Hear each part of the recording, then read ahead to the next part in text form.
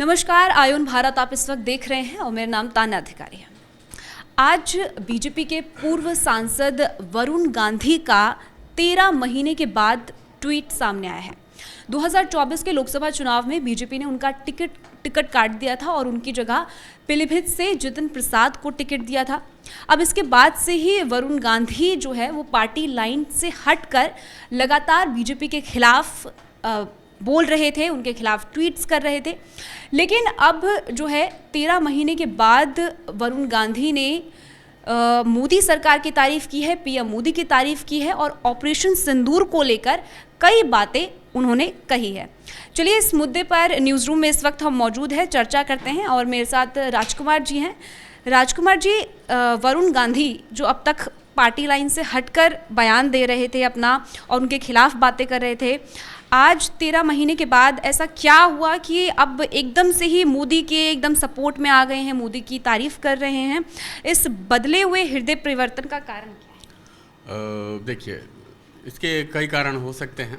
पहला, एक तो सबसे बड़ा कारण ये है कि ये देश की जीत है, तो देश की जीत है तो इस पे हर आदमी अपना बोल सकता है। दूसरी बात, वरुण गांधी 2024 से, जब से इनको टिकट नहीं मिला है लोकसभा का, तब से नाराज़ चल रहे हैं। उसके पहले 2022 में भी नाराज़ थे। 2022 में इनकी अपनी सरकार, अपनी पार्टी से इतनी नाराज़गी थी कि 2022 में इन्होंने, जब ट्वीट की बात चली है तो उसी पे बात करते हैं, 138 ट्वीट किए थे साल भर में, जिसमें 32 ट्वीट सिर्फ अपनी सरकार के खिलाफ थे। मतलब उन्होंने सवाल अपनी सरकार के खिलाफ किए थे, तो ये उनकी नाराज़गी का अंदाज़ा इससे लगाया जा सकता है। और 2022 में इनकी नाराज़गी क्यों थी, उसकी वजह है योगी आदित्यनाथ, जो मौजूदा मुख्यमंत्री हैं उत्तर प्रदेश के।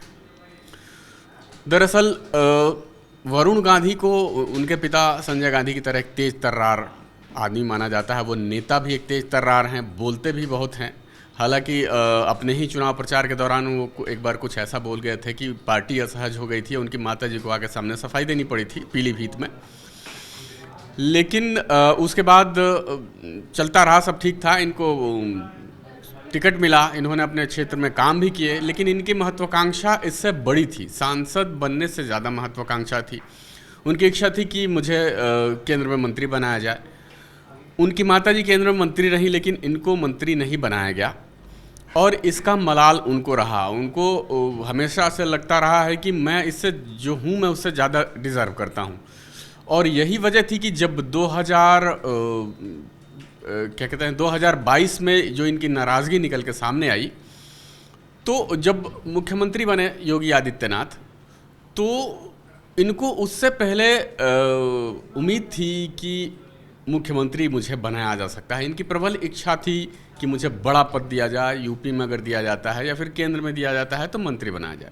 लेकिन चूंकि बीजेपी की कार्यशैली ऐसी है, चूँकि देखिए जो 75+ का नारा है, जो फॉर्मेट बना रखा है बीजेपी ने, हालांकि वो उसके पार्टी के संविधान में नहीं है, लेकिन जो कहा जाता है ये एक 75+ का जो पैरामीटर बना रखा है पार्टी ने, उसके आधार पर उनकी माताजी जो मेनका गांधी जी हैं, उनको टिकट नहीं दिया गया। लेकिन इनको टिकट इसलिए नहीं दिया गया कि गठबंधन में आ गए जितिन प्रसाद, तो जितिन प्रसाद को टिकट दिया गया और मजबूरी थी कि इनको टिकट न दिया जाए। दूसरी बात, ये नाराज़गी भी इनकी थी और पार्टी भी इनकी नाराज़गी को देखते हुए, इनके आक्रामक रुख को, पार्टी के खिलाफ लगातार बयान को देखते हुए इन्हें टिकट नहीं दे रही थी। तो अभी हो सकता है, हालांकि इनको इनकी माताजी कहा जाता है कि गाइड करती रहती हैं राजनीति में, चूँकि वो बहुत पुरानी हैं, पुरानी नेता तो नहीं कह सकते हैं, लेकिन वो सामाजिक कार्यकर्ता रही हैं। हाँ, नेता की शुरुआत तो बीजेपी में आने के साथ ही शुरू हुई थी 2009 में, जब मेनका गांधी बीजेपी में शामिल हुई थी। तो उसके बाद इनकी नाराज़गी, जब 2002 का वो दौर था, तब ऐसा कहा जा रहा था कि इनके ट्वीट्स को देख के, इनके बयानों को देख के, सरकार के खिलाफ सार्वजनिक मंच पे जिस तरह से बोलते थे अपनी सरकार के खिलाफ, वो भी सांसद रहते हुए बीजेपी का, तो कयास लगाए जा रहे थे कि ये कांग्रेस में जा सकते हैं। चूँकि गांधी परिवार का हिस्सा हैं ये, इंदिरा गांधी के पोते ये भी हैं, जैसे राहुल गांधी हैं। तो ये बड़ी ज़ोर शोर से चर्चा चली हुई थी कि कांग्रेस में शामिल हो सकते हैं और प्रियंका गांधी ने भी इस तरह के कुछ संकेत दिए थे। लेकिन उस समय कांग्रेस के अध्यक्ष हुआ करते थे राहुल गांधी, उन्होंने सिरे से खारिज कर दिया। उन्होंने कहा कि नहीं, उनकी विचारधारा चूँकि हमारे विचारधारा से मेल नहीं खाती है, उनकी संघ वाली विचारधारा है, तो ऐसे विचारधारा वाले को अपनी पार्टी में नहीं लिया जा सकता। उसके बाद से ये कयास बंद हो गए लगाए जाने।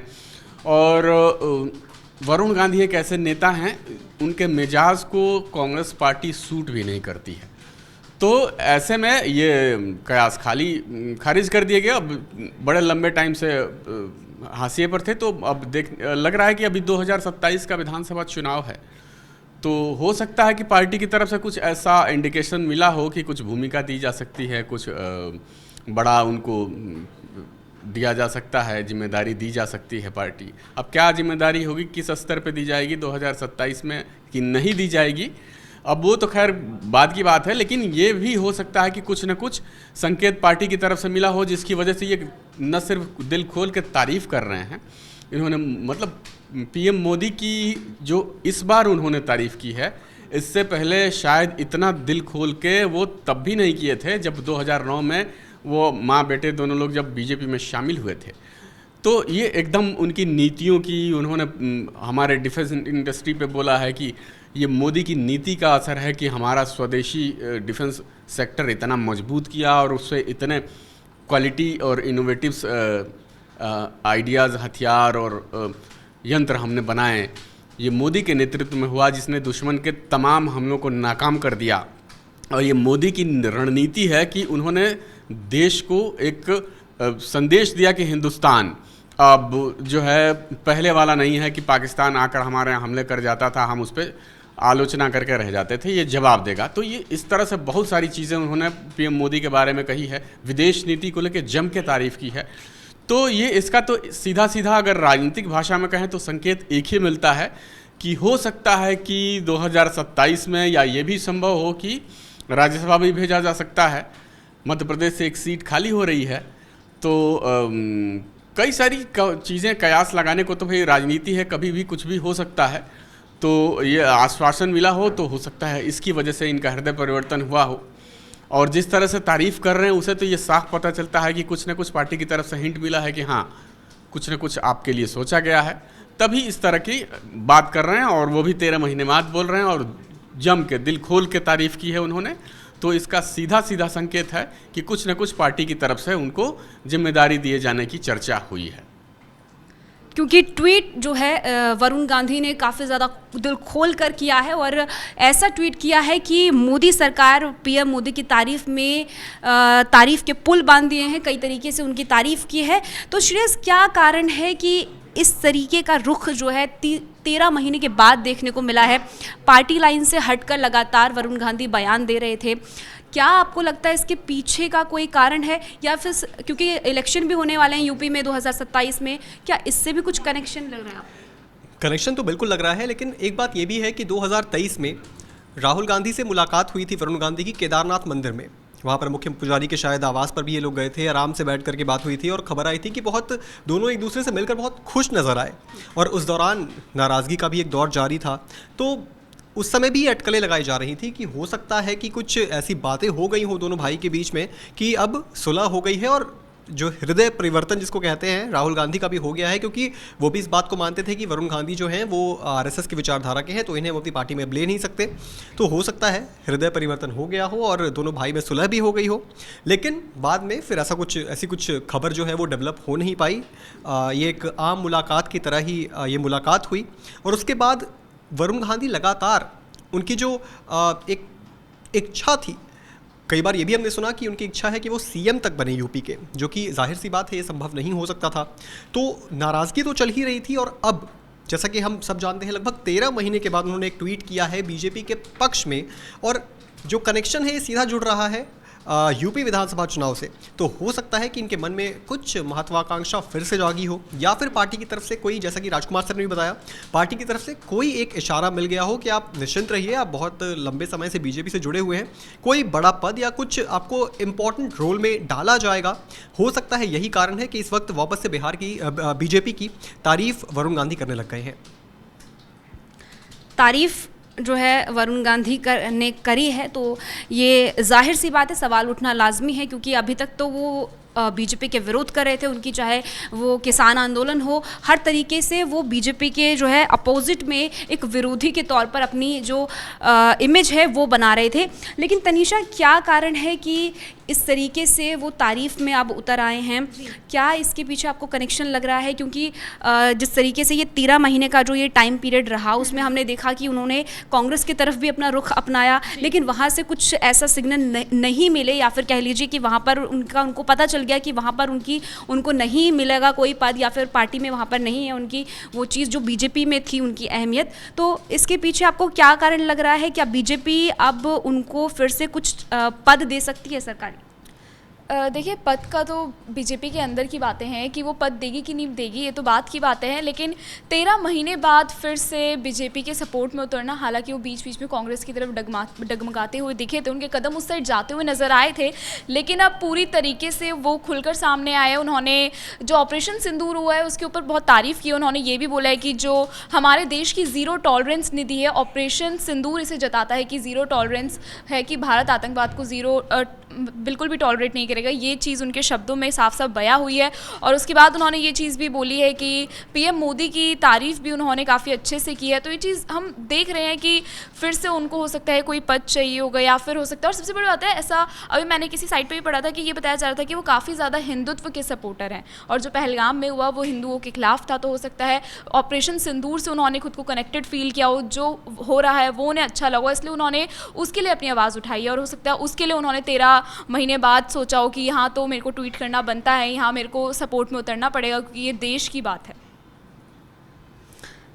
देखिए, वरुण गांधी एक काबिल नेता है, और काफ़ी ज़्यादा जो है अपने स्तर पर उन्होंने अपने क्षेत्र है वहाँ पर उन्होंने काफ़ी ज़्यादा काम किया था। 2024 के जब लोकसभा के इलेक्शन हुए थे, तब उनको उम्मीद थी कि उनको जो है मुख्यमंत्री बनाया जाएगा, लेकिन क्योंकि बीजेपी में परफॉर्मेंस के बेस्ड पर आपको आपकी अहमियत दी जाती है, आपको कोई पद दिया जाता है, आपको जिम्मेदारी दी जाती है, लेकिन उस समय बीजेपी को ये उनको टिकट देना ठीक नहीं लगा, और उन्होंने जितिन प्रसाद को टिकट दिया। लेकिन कमल, अब क्योंकि इलेक्शन भी आने वाले हैं विधानसभा में, यूपी में, तो क्या इससे भी जोड़ के देखा जा सकता है, या फिर उनकी जो विचारधारा है, या फिर कह लीजिए उन्होंने एक मन बना लिया है कि हाँ, मुझे बीजेपी में ही रहना है?